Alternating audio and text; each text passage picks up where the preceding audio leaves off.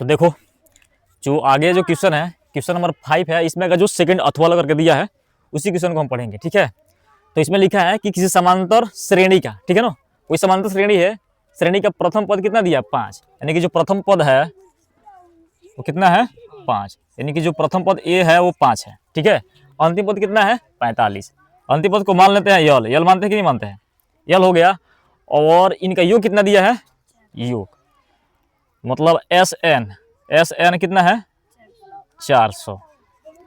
तो पदों की संख्या ज्ञात करना है और सर्वांतर ज्ञात करना है, मतलब एन का मान निकालना है, किसका मान निकालना है, एन का मान निकालना है, और का निकालना है सर्वांतर, एन का मान निकालना है और डी का मान निकालना है। ठीक है ना, तो इस सवाल को हम सॉल्व करते हैं।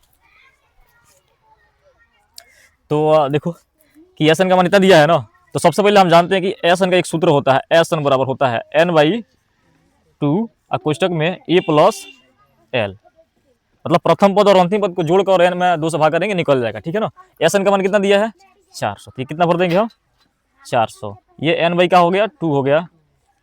प्रथम पद कितना दिया है 5, अंतिम पद कितना दिया है 45।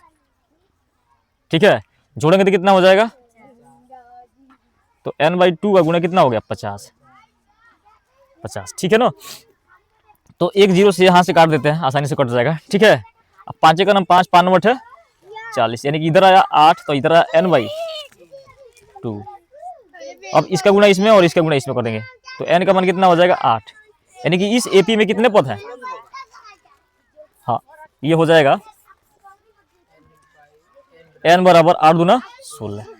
तो इनकी इस एपी में जो पदों की संख्या वो कितना है 16 है। अब हमें निकालना है सर्वांतर का, निकालना है तो यहाँ पे एस एन बराबर होता है सूत्र n/2 कोष्टक में होता है a प्लस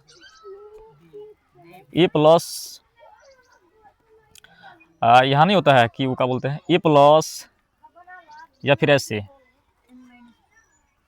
हाँ नहीं ये 2a होता है ना, यहाँ पे क्या होता है 2a होता है शायद, क्या होता है, हाँ 2a होता है, 2a कोष्टक में n-1 इंटू डी, ये होता है ना। एक बार देखोगे ये सही है कि नहीं है, ये दिया है।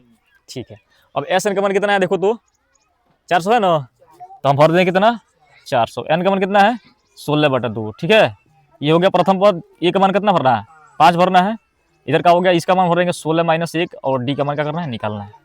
ठीक है ना, तो यहाँ से काटेंगे 8 से काट देते हैं, 8 दूना 8 पचे 40, 50 हो गया, 2 से 2 कट जाएगा ना, इधर हो गया 50, 8 दूना 16, 8 पचे कट गया ना। ठीक है, तो 2 से 2 कट गया ना, तो इधर हो जाए 5 दूना 10, इसको घटाएंगे तो कितना होगा 15d, गुणा करने हो जाएगा 15। अब 10 को इधर लाएंगे ना, तो कितना हो जाएगा 50 - 10 बराबर 15d, तो 15d बराबर कितना हो जाएगा 40, तो डी का मान हो जाएगा 40/15। 5 से भाग करेंगे 5 - 8 40 और 5 = 15, तो ये हो गया आंसर।